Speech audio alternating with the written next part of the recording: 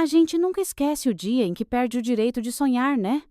Eu tinha só 14 anos, quando meu pai me chamou na cozinha e disse que eu ia me casar. Casamento pra mim era coisa de gente grande, sabe? Eu gostava mesmo era de correr descalça no quintal, de subir em árvore, de brincar de roda com minhas irmãs. Eu ainda era uma menina, mas naquele dia eu descobri que minha infância tinha acabado. E o pior, eu não tive escolha. Ah, meu nome é Dona Neide. Tenho 76 anos. E hoje sou só uma senhorinha que vive contando história para os netos na varanda de casa. Mas nem todas as histórias que eu carrego no peito são bonitas, não. Algumas são duras, pesadas. E ainda me fazem acordar no meio da noite com o coração disparado. Mas, se tem uma coisa que aprendi, minha gente, é que a gente só consegue seguir em frente quando encontra alguém disposto a ouvir nosso passado. Antes de continuar, me conta aí de onde vocês estão assistindo esse meu relato de vida. Fico curiosa para saber até onde minha história pode chegar. Além disso, aproveita e se inscreve no canal e curte o vídeo. Isso me ajuda demais. Eu nasci em 1948, num vilarejozinho no interior de Minas Gerais. Era um lugar de terra batida, sabe? Onde as casas eram simples, feitas de pau a pique. O tempo passava devagar e a vida seguia no ritmo da roça. Meu pai era roceiro, um homem de poucas palavras, duro que nem pedra. Minha mãe era uma mulher calada, que passava os dias de cabeça baixa, sempre lavando, cozinhando, costurando. Eu nunca vi minha mãe sonhar. Acho que ela nem sabia o que era isso. Eu era a mais velha de 6 irmãos. Isso queria dizer que, desde pequena, eu já tinha obrigação de adulta. Acordava antes do sol nascer para ajudar minha mãe na cozinha. Depois ia para o córrego lavar roupa, cuidava da criançada e só depois podia brincar um pouquinho. Mas a verdade é que na minha infância eu não fui criança por muito tempo, não. O dinheiro era curto. Nossa comida vinha do que meu pai plantava. E muitas vezes a janta era só um prato de angu, sem mais nada. Carne era coisa rara. E quando tinha, minha mãe fazia questão de dividir tudo em pedacinhos iguais, para ninguém sair no prejuízo. Eu via no rosto dela a dor de não poder dar mais para a gente. Mas, por mais que a vida fosse dura, eu ainda sonhava. Eu olhava para as meninas que iam para a escola, na cidadezinha vizinha, e me imaginava no lugar delas. Mas estudar não era para mim.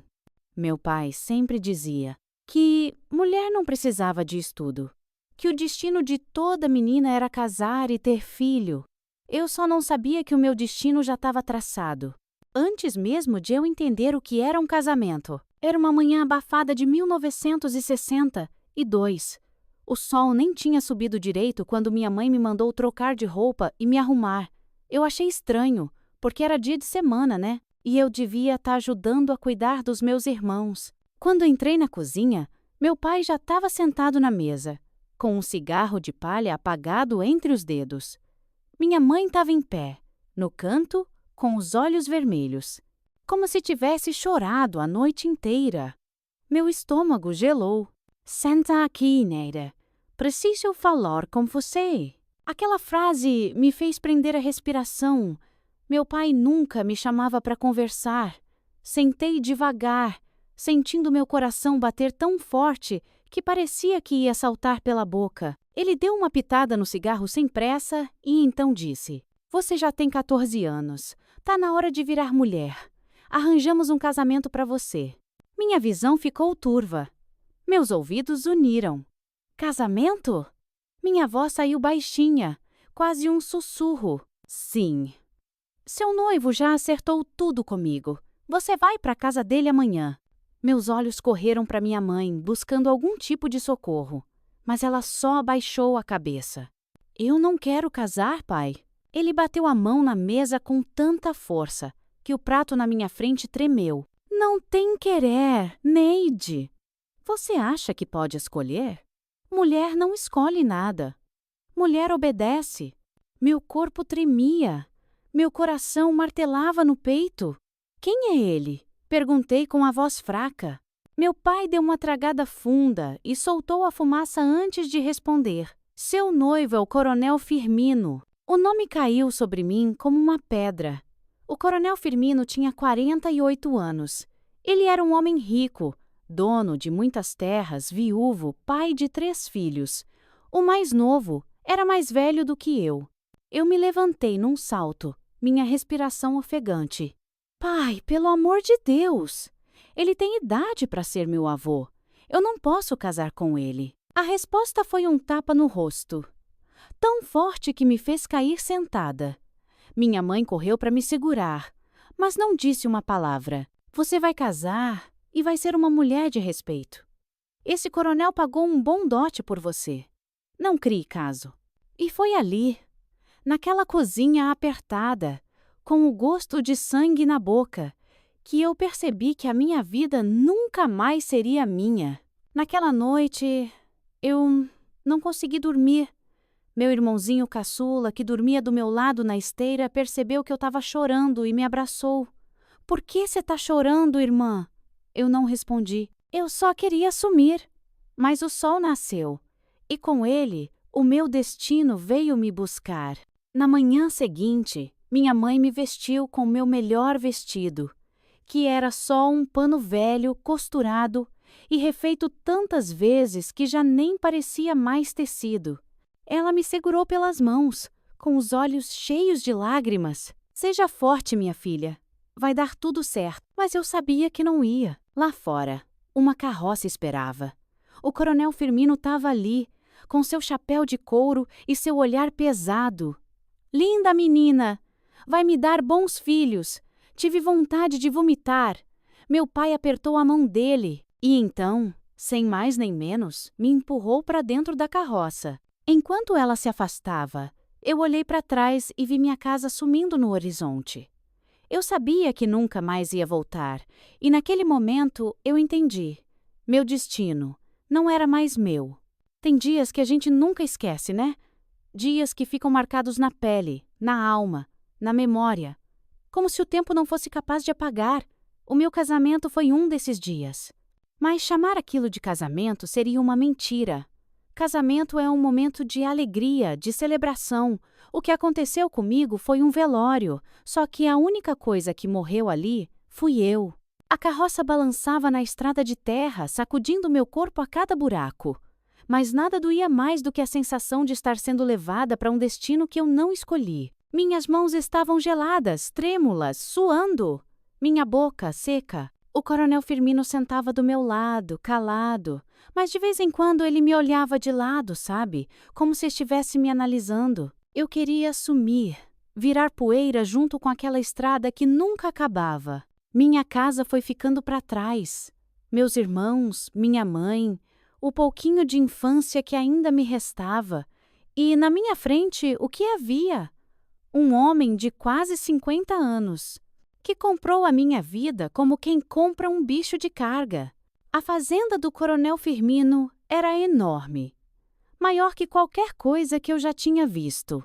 A casa principal era uma construção antiga, de madeira escura, com janelas gigantes e um alpendre que se estendia por toda a frente. Tinha empregados para todo lado, cuidando dos bichos, limpando o quintal. Todos me olhavam com curiosidade. Eles sabiam quem eu era, sabiam por que eu estava ali. Uma senhora de cabelo preso num coque e rosto enrugado me recebeu com um sorriso seco. Seja bem-vinda, menina. Eu sou a Dona Cida, a governanta da casa. Vai ser um dia importante, né? Minha vontade era gritar. Nada daquilo era bem-vindo para mim. Fui levada para um quarto nos fundos da casa. Era simples, com uma cama de ferro e um espelho embaçado. Dona Cida colocou um vestido branco sobre a cama. Vista isso! O patrão quer que você esteja bonita. Fiquei ali, parada, olhando para aquele tecido. Meu coração batia no peito como um tambor descompassado. O que significava ser bonita para um homem como ele? Minhas mãos tremiam quando peguei o vestido. O tecido era fino, delicado, mas quando eu vesti, me senti sufocada. como se estivesse vestindo minha própria sentença de morte. A cerimônia foi na capela da fazenda, uma igrejinha pequena, com bancos de madeira e um altar simples.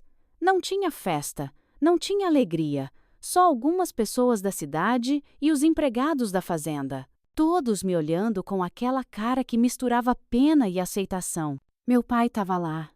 Não sorria, não me olhava. Para ele, meu destino estava selado. Minha mãe não veio, talvez porque ela sabia que se me visse ali, de branco, entregando minha vida a um homem que podia ser meu avô, ela não ia segurar o choro. O padre começou a falar, mas as palavras dele pareciam um zumbido distante. Meu coração batia tão forte que eu mal conseguia respirar. O coronel Firmino estava ao meu lado, seu cheiro forte de fumo e suor me dando náuseas. Você aceita este homem como seu esposo? Minhas pernas fraquejaram. Meu corpo inteiro gritava não, mas a minha voz não saiu. Meu pai estava ali. Meus irmãos estavam lá longe em casa, esperando as moedas que esse casamento ia dar para eles. Eu era uma menina, e meninas como eu não tinham escolha. Sem. A palavra saiu como um sopro, e naquele momento eu deixei de existir. Depois da cerimônia, teve um jantar na fazenda. Algumas pessoas comeram, conversaram, mas a verdade é que ninguém estava ali por mim. Eu era só um pedaço de carne levado para o abate. Quando a noite caiu, senti um nó apertar na garganta. Eu sabia o que vinha depois. Vamos para o quarto. Já é tarde. A voz do coronel soou grave, cortante, sem espaço para discussão. Eu queria correr, fugir, mas para onde? Quando a porta se fechou atrás de mim, senti minha pele arrepiar. O quarto era grande, mal iluminado, com móveis pesados e antigos. Ele tirou o paletó devagar, sem pressa, me observando. Agora você é minha mulher, Neide. Aquelas palavras me fizeram estremecer. Eu era uma menina, mas ninguém se importava. O chão sob meus pés pareceu sumir. Meu coração batia tão alto que parecia um tambor dentro da minha cabeça. Eu sabia que não havia saída. Não havia para onde correr. Foi ali, naquele quarto frio e escuro, que minha infância acabou de vez. Na manhã seguinte, acordei antes do sol nascer. Meus olhos estavam vermelhos, inchados. Senti um peso nos ombros, como se eu carregasse o mundo inteiro nas costas. Levantei devagar, vestindo minha roupa com as mãos trêmulas. Quando saí do quarto, a governanta, Dona Cida, me olhou de relance e, por um segundo, eu vi nos olhos dela um pinguinho de compaixão. Mas ninguém disse nada. Desci as escadas em silêncio, e a vida naquela casa seguiu normalmente. Como se nada tivesse acontecido. Como se eu fosse só mais uma peça naquele jogo sujo. Naquela manhã, enquanto serviam o café, o coronel sentou na mesa e abriu um jornal, como se eu não existisse. E eu não existia mais.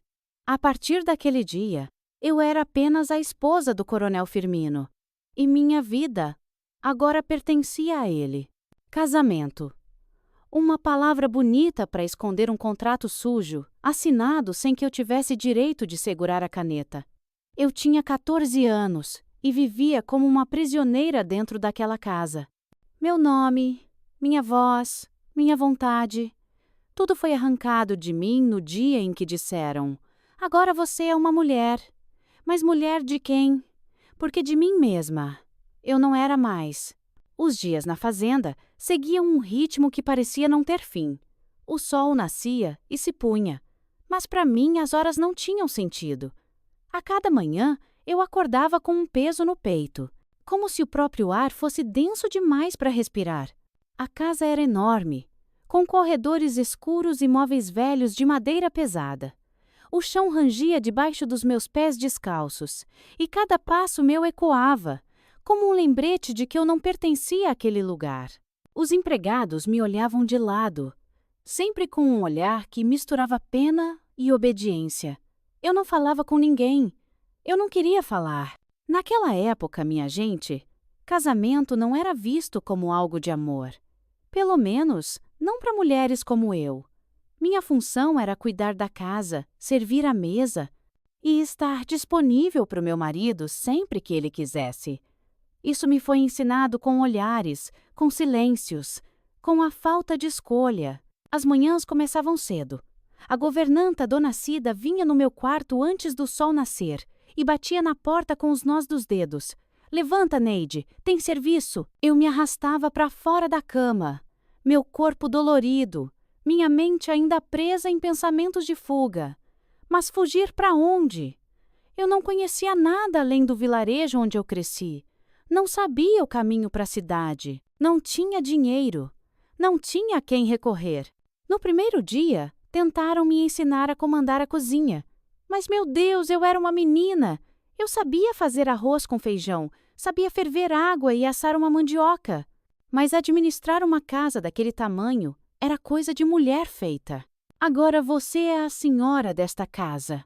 Precisa aprender. Senhora! Que senhora? Eu me sentia uma prisioneira. E o pior era quando a noite chegava. O sol se punha atrás dos morros, pintando o céu de laranja e vermelho. As sombras da fazenda cresciam e engoliam tudo ao redor. E eu sabia que quando a última luz do dia sumisse, meu destino estava selado. Eu tentava enrolar na cozinha, ajudando a guardar as panelas, inventando desculpas para ficar mais um pouco.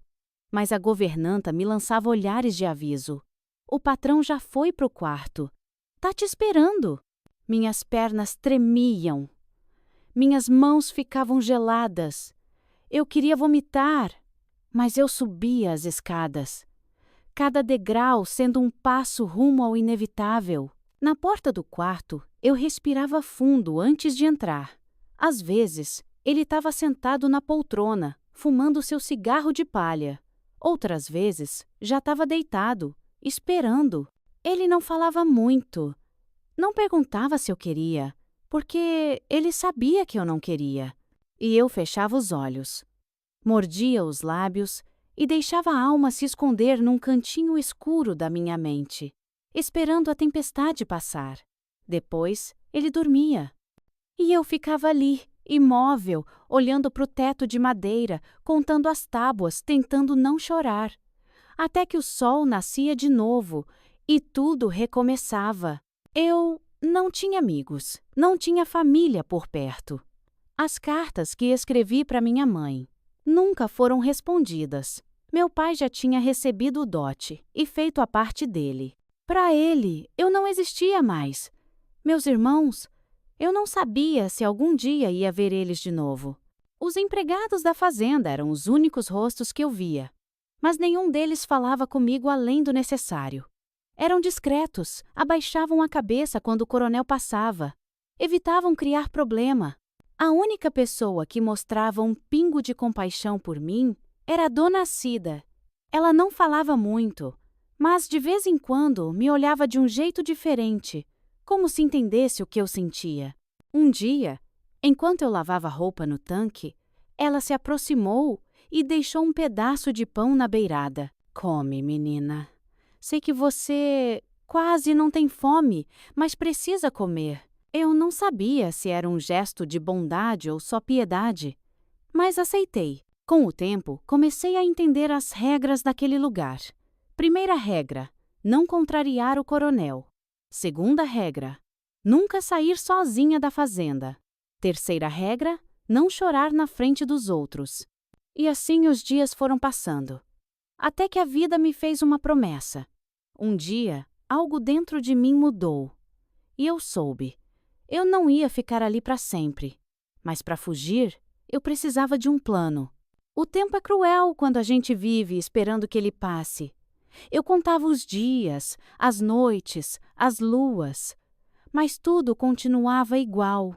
Na fazenda, o sol nascia e se punha como se nada tivesse mudado. Mas dentro de mim, eu já não era a mesma.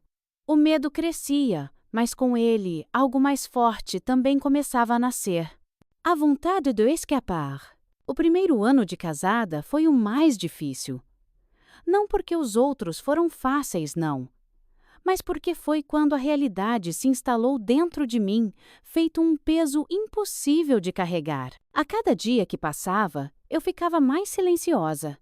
Fui deixando de perguntar, de olhar nos olhos, de esperar qualquer coisa. Eu existia, apenas isso. Meu corpo estava ali, mas minha alma. Essa eu tentava esconder onde ninguém pudesse encontrar. O coronel Firmino, meu marido por obrigação, seguia a rotina dele. Acordava cedo, dava ordens aos empregados, cavalgava pelas terras e voltava para casa quando o sol já estava se pondo. Se estivesse de bom humor, só comia e dormia. Se estivesse de mau humor, eu rezava para que ele dormisse logo. Eu evitava pensar no futuro. Eu tinha só 15 anos, mas já me sentia uma velha. Eu não conhecia outra vida. Mas será que existia outra vida para mim? Naquela época, ninguém falava sobre o que acontecia dentro de casa. Mulher não reclamava de marido. Não dizia que estava infeliz. Isso era falta de respeito. Era ingratidão. Eu não tinha ninguém para contar o que eu sentia. Minha mãe nunca respondeu minhas cartas. Minha família tinha me esquecido. E o que me restava? O coronel nunca encostou a mão em mim para bater. Mas a violência que ele me fazia sentir ia muito além do que qualquer mão poderia causar. Era o jeito que ele me olhava, como quem tem posse.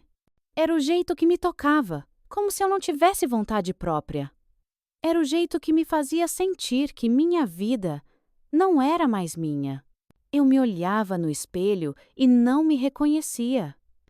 Meus olhos tinham se apagado. Meus ombros estavam sempre encolhidos, como se eu tentasse ser menor, invisível. Mas por dentro, algo crescia. E era isso que me mantinha viva. Toda noite, depois que ele dormia, eu ficava deitada no escuro, olhando para o teto, ouvindo o barulho dos grilos lá fora, e me perguntava: será que em algum lugar minha mãe ainda pensava em mim? Será que meus irmãos sentiam minha falta? Será que um dia eu teria coragem de fugir? Mas fugir para onde? Eu não conhecia ninguém fora da fazenda. Não sabia como chegar na cidade mais próxima. E se me pegassem? O que iam fazer comigo? Eu tinha medo. Medo do coronel. Medo de morrer no meio da estrada. Medo de ser devolvida para ele. Porque mulher que foge sempre é encontrada. Mas, mais do que tudo, eu tinha medo de nunca sair dali. Foi numa tarde qualquer, enquanto eu lavava roupa no rio, que eu percebi que talvez eu tivesse um aliado. Era um dos empregados da fazenda, um rapaz chamado Beto. Ele tinha uns 25 anos.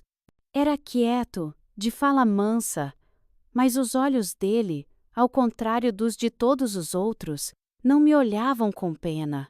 Eles me olhavam com compreensão. Eu não sabia por quê, mas sentia que ele sabia o que eu passava. Ele não falava muito comigo. Nunca me fazia perguntas. Mas um dia, enquanto eu torcia um lençol, ele se aproximou devagar.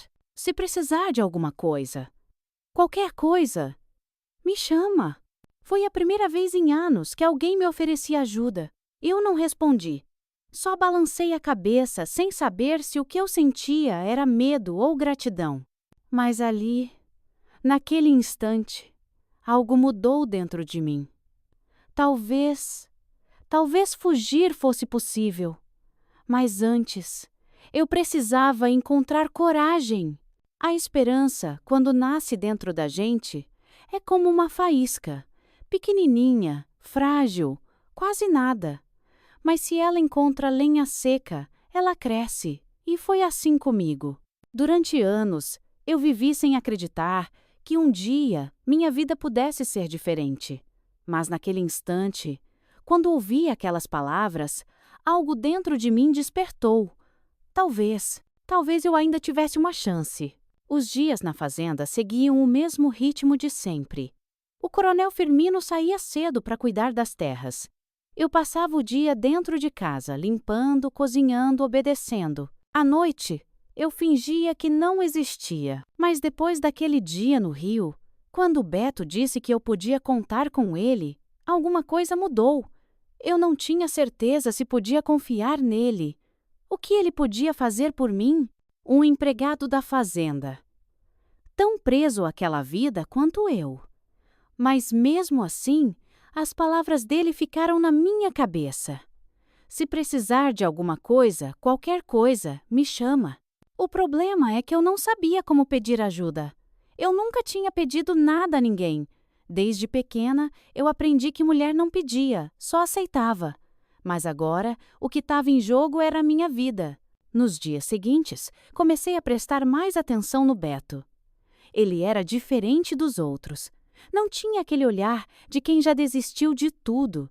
Não falava muito, mas quando falava, parecia sempre medir as palavras, como se soubesse que o que ele dissesse podia mudar tudo. Passei a observar-lo de longe. Ele trabalhava duro, mas nunca reclamava, e de vez em quando me lançava um olhar rápido, discreto, como se estivesse esperando que eu tomasse coragem. Mas eu não tomava. O medo ainda me prendia. Eu pensava em tudo o que podia dar errado. E se o coronel descobrisse que eu estava tentando fugir, o que fariam comigo se me pegassem na estrada? Ia ser pior do que já era? Então, como sempre, eu me calava. Até que uma noite, tudo mudou. Era uma noite quente de verão. Eu estava deitada no quarto, esperando o coronel dormir. As janelas estavam abertas e o vento trazia o cheiro das árvores da fazenda. Foi então que eu ouvi um barulho, passos, mas não eram os dele. Levantei devagar e fui até a janela. Lá embaixo, no quintal, vi o Beto caminhando na direção do celeiro. Ele olhava para os lados, como se estivesse escondendo alguma coisa. Meu coração disparou. Por que ele estava agindo daquele jeito? Tomei coragem e fiz algo que nunca tinha feito antes. Saí do quarto no meio da noite. Desci as escadas em silêncio, prendendo a respiração a cada rangido do piso de madeira. A fazenda estava escura. Os empregados dormiam. Só a lua iluminava o caminho. Quando cheguei perto do celeiro, ouvi vozes baixas. "Já tá tudo certo?" perguntou o Beto. "Tá sim, mas tem que ser logo. Se demorar, vai ser pior." Meu corpo inteiro arrepiou. O que estava acontecendo ali? Me aproximei um pouco mais, tentando enxergar pelas frestas da madeira. Foi quando eu vi. Tinha um cavalo selado dentro do celeiro. Uma bolsinha de couro estava pendurada na sela, pronta para uma viagem. Meu coração batia tão forte que parecia que iam me ouvir. O Beto estava planejando fugir. Voltei para o quarto com as mãos tremendo. Aquela era a minha chance. Se ele estava fugindo, significava que existia uma rota, um caminho seguro. E se existia um caminho, talvez eu pudesse ir com ele. Mas como pedir isso? E mais importante, eu teria coragem? Passei a noite acordada, olhando para o teto, lutando contra uma avalanche de pensamentos. Na manhã seguinte, eu tomei uma decisão. Se eu quisesse escapar daquela vida, eu teria que arriscar. E eu estava pronta para isso. O medo mantém a gente vivo, mas também mantém a gente preso. Eu passei anos acreditando que fugir era impossível, que qualquer tentativa ia me levar a algo ainda pior. Mas naquela noite, ao ver o cavalo selado e ouvir o Beto falar em fuga, algo dentro de mim despertou. Eu sabia. Se eu não tentasse, eu ia morrer ali, naquela fazenda, sendo uma sombra do que eu poderia ter sido. Eu precisava fugir. Mas será que eu ia conseguir? A ideia de fuga martelava na minha cabeça desde a noite em que descobri o plano do Beto. Saber que alguém ali dentro também queria escapar me deu um sopro de esperança. Mas junto com a esperança, vinha um medo tão grande que me fazia suar frio. Eu não conhecia o mundo fora daquela fazenda. Eu não sabia ler, não sabia escrever, não sabia para onde ir. Tudo o que eu conhecia era a casa onde eu nasci e aquele casarão de madeira escura onde eu fui forçada a viver como esposa de um homem que eu nunca escolhi. Mas tinha uma coisa que eu sabia. Se eu ficasse ali, eu ia morrer aos poucos. E então, pela primeira vez em anos, eu decidi que ia tomar o controle da minha vida. Eu ia fugir. O problema era: eu não sabia se o Beto ia me ajudar. Ele nunca tinha falado nada sobre me tirar dali. O plano era dele. Eu podia ser um risco para tudo. Mas eu precisava tentar. Na tarde seguinte, enquanto eu lavava roupa no tanque, nos fundos da casa, eu vi o Beto passar. Ele não olhou para mim, mas eu sabia que ele sabia que eu estava ali. Respirei fundo, tomando coragem. E, quando ele passou perto o suficiente, eu murmurei, sem olhar para ele: "Você confia em mim?" O Beto parou por um segundo, mas não respondeu. Meu coração disparou. Eu sabia que ele tinha entendido. Agora, era só esperar. No dia seguinte, ele passou por mim de novo. E dessa vez, foi ele quem murmurou. Por quê? Era minha chance. Porque eu preciso ir embora. Ele parou de andar, virou o rosto devagar, me analisando. Eu segurei a respiração. Se ele me entregasse para o coronel, eu estava acabada. Mas então ele sussurrou: "A gente se encontra no celeiro." 00:30. Meu coração quase saiu pela boca. O resto do dia foi uma tortura. Eu tentava agir normal, mas minha mente estava a mil. Eu precisava pensar em tudo. O que levar? Como sair do quarto sem ninguém ouvir? E se algo desse errado? Minha mãe sempre dizia que Deus ajuda quem se prepara. Então, eu me preparei. Peguei um pouco de comida. Antes de dormir, fui na cozinha e peguei 2 pedaços de pão e um punhado de farinha seca. Peguei roupas leves. Eu não tinha nada além dos vestidos longos que usava, mas escolhi o mais confortável, aquele que me permitiria correr se precisasse, e esperei. Essa foi a pior parte. O tempo parecia não passar. Cada segundo era uma eternidade. A casa finalmente ficou em silêncio. O coronel já dormia. Os empregados também. Era agora ou nunca. Saí do quarto na ponta dos pés. O corredor estava escuro e cada tábua rangia debaixo dos meus pés. Meu coração batia tão forte que eu tinha medo que alguém fosse ouvir. Quando cheguei no fim do corredor, olhei para os lados, prendendo a respiração. Tudo quieto. Desci as escadas devagar. A sala de jantar estava escura. A única luz vinha da lua, que entrava pela janela. Quando cheguei na porta dos fundos, eu parei por um instante. Ali, naquela fazenda, eu tinha sido enterrada viva. Mas do lado de fora, talvez houvesse vida. Talvez houvesse liberdade. Respirei fundo e corri. No celeiro, o Beto já me esperava. Ele tinha 2 cavalos prontos, com as bolsas carregadas. "Tem certeza?" ele perguntou, me olhando nos olhos. Eu não hesitei. "Tenho." Ele montou no primeiro. Eu subi no cavalo do lado, minhas mãos tremendo nas rédeas. Então, sem dizer mais nada, ele tocou o cavalo para frente. E eu o segui. Cruzamos os pastos da fazenda em silêncio, ouvindo só o som dos cascos batendo na terra seca. Meu coração parecia um tambor dentro do peito. A cada metro que a gente avançava, a fazenda ficava para trás, e junto com ela, a vida que eu nunca escolhi. Eu estava fugindo, e dessa vez, ninguém ia me fazer voltar. A liberdade tem um preço, minha gente. E naquela noite, enquanto eu cavalgava pelo escuro, com o vento cortando meu rosto e o coração quase saindo pela boca, eu soube que estava pagando o meu. Cada batida dos cascos do cavalo no chão me lembrava que eu não podia parar, não podia olhar para trás. Mas o medo corria atrás de mim como uma fera faminta. Eu sabia que se me pegassem, meu destino ia ser pior do que antes. Eu nunca tinha cavalgado sozinha. Sempre via os peões da fazenda montando, manejando os cavalos com firmeza. Mas eu era só uma menina que cresceu com os pés na terra e as mãos na água do tanque. Mas naquela noite eu não tinha escolha. O Beto cavalgava na frente, com o corpo inclinado, como se já conhecesse o caminho de cor. Eu tentava acompanhar, segurando as rédeas com toda a força, Mas o cavalo parecia sentir minha insegurança. Ele bufava, resmungava, como se também estivesse nervoso. A fazenda ficou para trás, cada vez menor. As luzes da casa grande já eram só pontinhos distantes.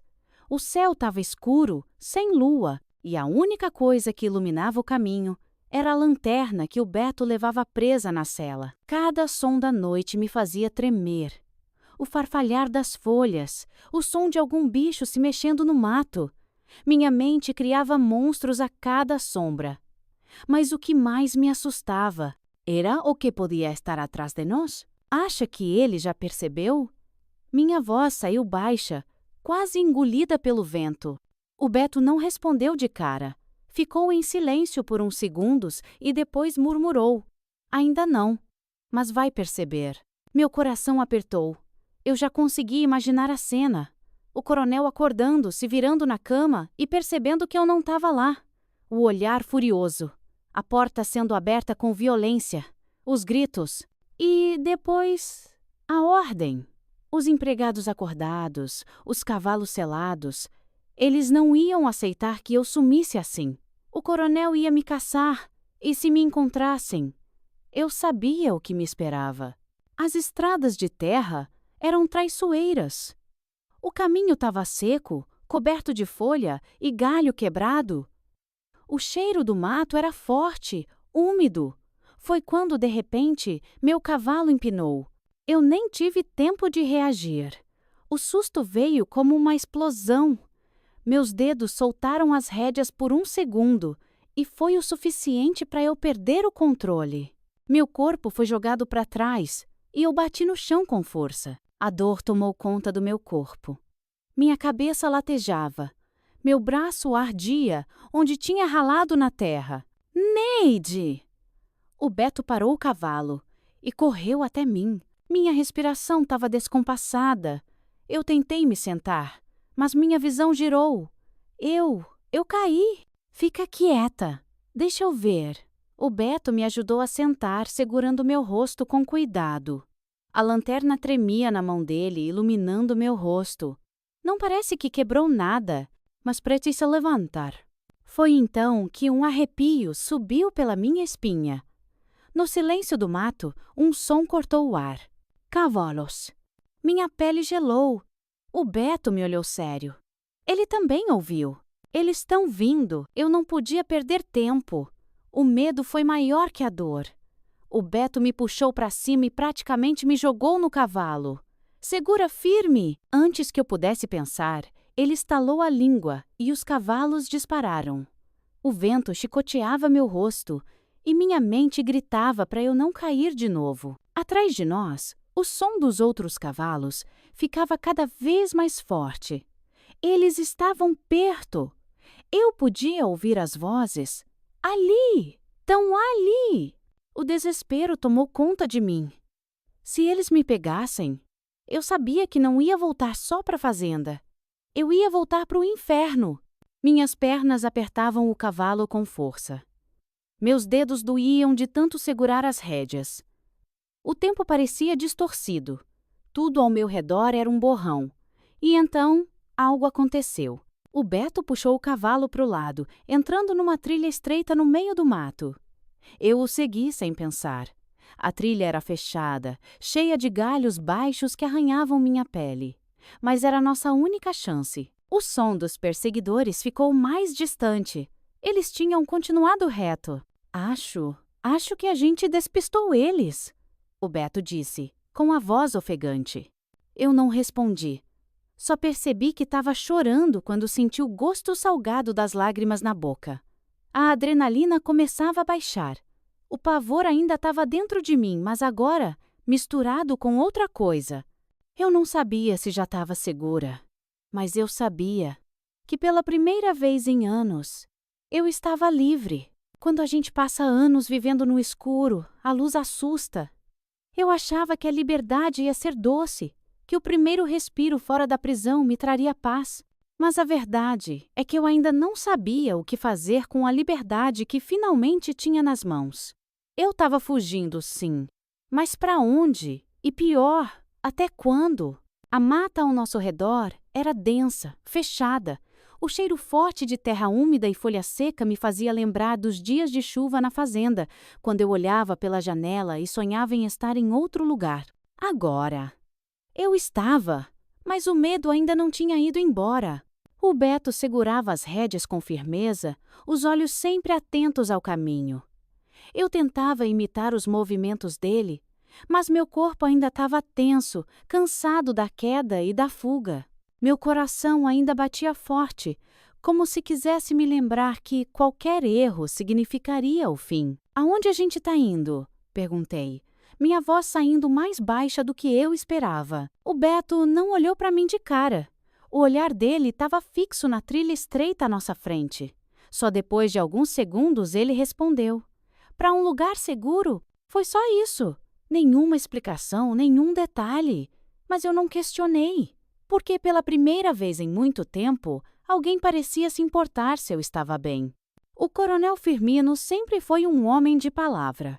Quando ele dizia que ia fazer uma coisa, ele fazia. E foi isso que me assombrou enquanto a gente cavalgava por aquela estrada de terra batida. Ele não ia desistir de me encontrar. A essa altura, ele já sabia que eu tinha fugido. E se ele sabia, então já tinha colocado seus homens para me caçar. O Beto parecia saber disso também. Ele não relaxava, não diminuía o passo. Quando o céu começou a clarear, eu senti o cansaço me vencer. Meu corpo inteiro doía. Cada músculo parecia estar em brasa. Mas eu não reclamei. Não podia. Até que finalmente ele parou o cavalo. Vamos descansar um pouco. Eu desci com dificuldade. Minhas pernas tremiam tanto que eu quase caí. O Beto me olhou de lado, mas não disse nada. Só tirou um cantil da bolsa e me entregou. A água estava morna, mas foi a melhor coisa que eu já bebi na vida. A gente tá perto? Perguntei, limpando a boca com as costas da mão.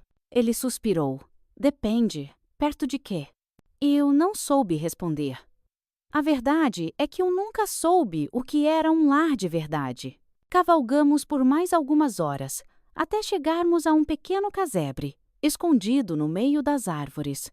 Era uma casinha simples, de madeira, com telha gasta e janela pequena. O Beto desmontou e puxou o cavalo para perto de uma cerca improvisada. Pode entrar.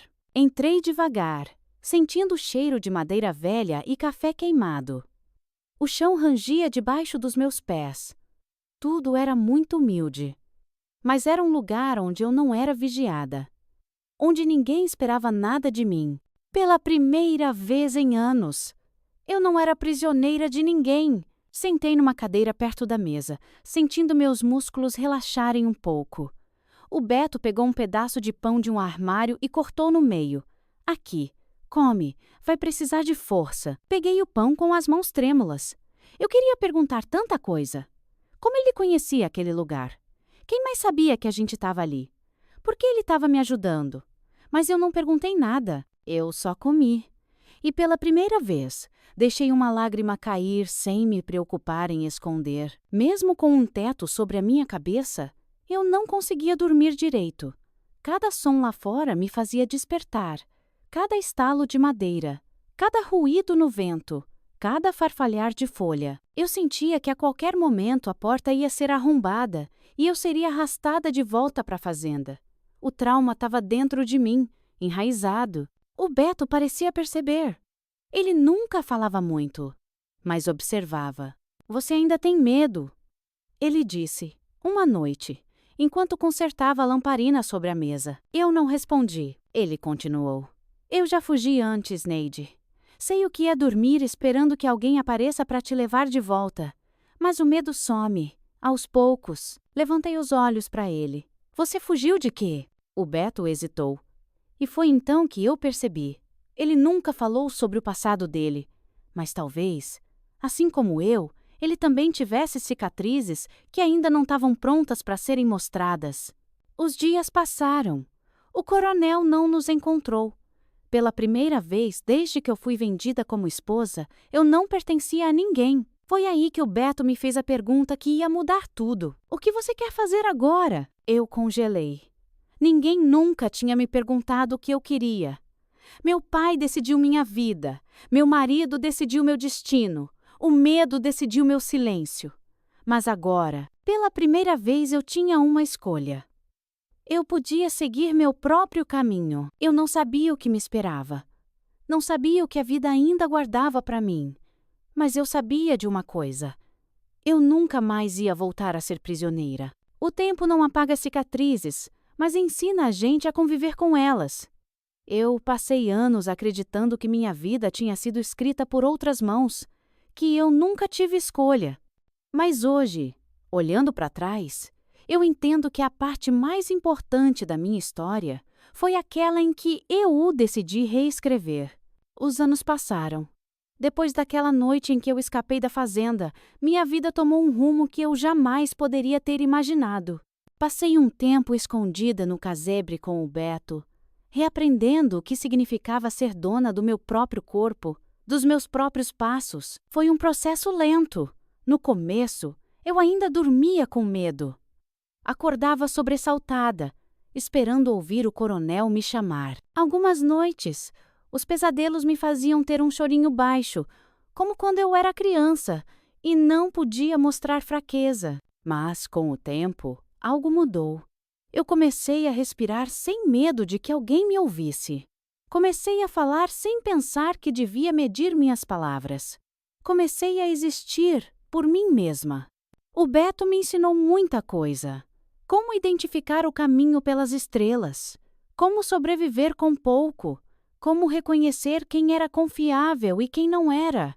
Ele nunca me tratou como uma menina frágil. Pelo contrário. Me mostrou que eu era mais forte do que eu imaginava. Você sobreviveu a muita coisa, Neide. Mas agora precisa aprender a viver. Essa frase ficou na minha mente por muito tempo. Afinal, eu nunca tinha vivido de verdade. O primeiro grande passo aconteceu quando finalmente chegamos a uma cidade pequena, no interior de Minas. Era um lugar simples, com casas baixinhas, uma igreja na praça principal e ruas de terra batida. Diferente da fazenda, tinha movimento, tinha gente. Foi ali que o Beto e eu nos despedimos. Ele decidiu seguir o caminho dele, sem me dizer muito para onde ia. Nunca me pediu nada, nunca tentou ser mais do que um amigo. Agora você escolhe o que quer fazer. Foram as últimas palavras que ele me disse antes de partir. E então, pela primeira vez, eu estava completamente sozinha. Viver sem ser prisioneira parecia simples para quem sempre teve esse direito. Mas para mim foi um aprendizado lento. Eu não sabia o que fazer com a liberdade que tinha nas mãos. A única coisa que eu sabia era que eu nunca mais ia voltar para aquela vida. Comecei a trabalhar como ajudante numa venda, um armazém de secos e molhados. O dono era um senhor chamado Seu Dário, um homem gentil que nunca fez pergunta demais. Só me deixou ficar e, aos poucos, fui aprendendo a me virar. Trabalhar ali me permitiu algo que antes eu nem sonhava: observar as pessoas. Eu via mulheres que caminhavam sozinhas pela rua, donas de seus próprios destinos. Via meninas indo para a escola com um caderno na mão, algo que eu nunca tive. Via casais que andavam de braços dados, sorrindo, sem medo. E me perguntava se um dia eu também poderia ser assim. Os anos passaram e pouco a pouco fui me reconstruindo. Aprendi a ler e a escrever com a ajuda de uma professora que dava aulas de graça na igreja. No começo foi difícil. Meu próprio nome parecia estranho no papel. Mas cada palavra nova que eu aprendia era uma prova de que meu passado não ia me definir para sempre. Foi nessa mesma cidadezinha que eu conheci o Carlos, o homem que mais tarde seria meu verdadeiro companheiro. Diferente do coronel, ele nunca tentou me possuir, nunca impôs nada. Quando ele me pediu em casamento, já sabendo da minha história, ele olhou bem nos meus olhos e disse: "Dessa vez, você tem escolha." E, pela primeira vez na vida, eu disse sim porque eu queria. Hoje, olhando para trás, eu vejo o quanto a Neide de 14 anos foi forte. Vejo que o medo nunca me abandonou por completo, mas também vejo que ele não me define mais, Tive filhos, tive netos, contei muitas histórias para eles, mas nunca contei essa. Pelo menos, não assim, com todos os detalhes. Mas hoje, ao segurar a caneta e escrever essas palavras, eu sinto que é a hora de falar. Porque, lá no fundo, eu sei que existem muitas outras mulheres como eu. Muitas que foram arrancadas de suas casas, vendidas como esposas, ensinadas a obedecer sem questionar. E a única coisa que posso dizer para elas é: você tem escolha. Mesmo quando parece que não tem. Eu podia ter ficado em silêncio. Podia ter fingido que nada disso aconteceu. Enterrado minha história junto com todas as lágrimas que derramei. Mas o silêncio nunca salvou ninguém. E se a minha voz puder alcançar pelo menos uma mulher que um dia sentiu o que eu senti, então a minha dor não foi em vão. Os anos passaram. O tempo que antes parecia meu inimigo virou meu aliado. Vi as rugas surgirem no meu rosto. Vi meus filhos crescerem. Vi a vida seguir seu rumo.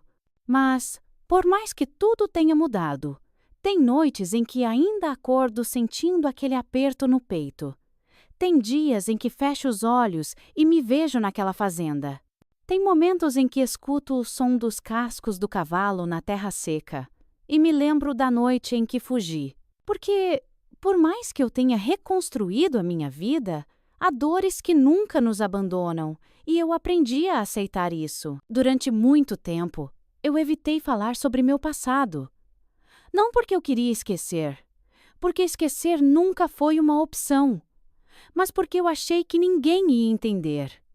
Quem acreditaria em mim? Quem acreditaria que aos 14 anos eu fui arrancada da minha casa e entregue como mercadoria para um homem que eu nunca vi como marido? Quem entenderia que por muitos anos eu fui prisioneira sem correntes, mas com o peso de uma vida que não era minha? Mas um dia tudo mudou. Foi quando minha neta, a Júlia, uma menina de 18 anos cheia de sonhos e vontades, veio até mim e perguntou: Vó, como era a sua vida quando a senhora era jovem? Fiquei sem resposta. Por um segundo, pensei em contar uma versão mais leve. Dizer que a vida era difícil, que eu trabalhava muito, que tudo era diferente. Mas aí eu olhei nos olhos dela. Olhei para aquela menina cheia de liberdade, que escolhia o que queria estudar, quem queria amar, o que queria vestir. E percebi que ela só era livre porque alguém, antes dela, sofreu para que o mundo mudasse. Então, naquele dia, eu contei tudo. E quando terminei, ela chorava. Vó, a senhora nunca pensou em contar isso para mais gente? Foi aí que a ficha caiu. Minha história não era só minha. Ela pertencia a todas as mulheres que vieram antes de mim. E as que viriam depois, se eu pudesse voltar no tempo e falar com a Neide de 14 anos, eu diria para ela não desistir. Diria que um dia tudo aquilo faria sentido, que as noites chorando no escuro, os anos vivendo sem voz, o medo que a consumia, um dia, tudo isso ia se transformar em força. Diria que um dia, sua história ia ajudar outras mulheres. Porque quando eu olho para as minhas filhas e netas hoje, eu vejo que a minha luta não foi em vão. Elas têm algo que eu não tive. Escolha! E se de alguma forma eu ajudei a construir esse caminho para elas, então eu sei que todo o sofrimento que eu vivi não foi apenas dor, foi mudança. Foi a prova de que nenhuma mulher deve ser prisioneira do destino que impõe a ela. O passado não pode ser apagado. Eu nunca vou poder mudar o que eu vivi. Nunca vou poder voltar e impedir que minha infância tenha sido arrancada de mim. Nunca vou poder recuperar os anos que passei em silêncio. Mas eu posso garantir que a minha história seja ouvida. Posso garantir que nenhuma menina precise passar pelo que eu passei. Porque se tem algo que eu aprendi nesses anos todos de vida, é que nenhuma mulher merece viver sem ser dona do próprio destino. E hoje, finalmente, eu sou dona do meu. Minha história termina aqui, mas ao mesmo tempo, ela continua em cada mulher que se recusa a aceitar um destino imposto. Ela continua em cada menina que luta pelo direito de ser livre. E se você chegou até aqui, lendo cada palavra, entendendo cada dor. Então minha voz não foi em vão. Porque agora, essa história também pertence a você. Se você gostou, peço por gentileza, se inscreva no canal e curta o vídeo. Isso me ajuda muito, viu? E se você assistiu até aqui, quero saber a sua história. Deixe aí nos comentários que eu vou estar lendo todos. Até mais!